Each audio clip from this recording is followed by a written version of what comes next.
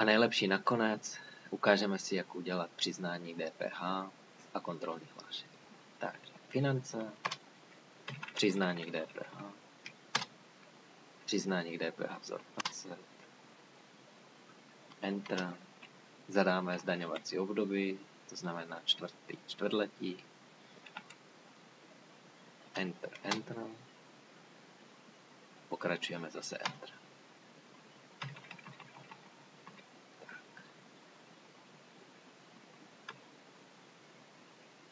Tisk daňového přiznání, Enter, e-podání DPH, Enter,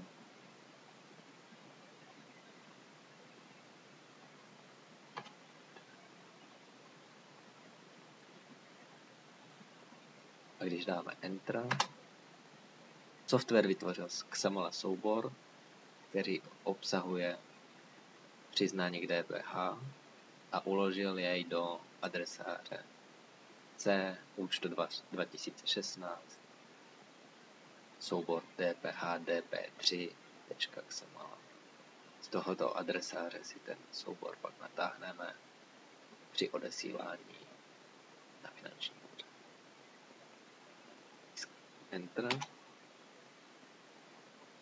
Escape, přejdeme na kontrolní hlášení, Enter, e-podání DPH KH1, Enter, vybereme název, Enter,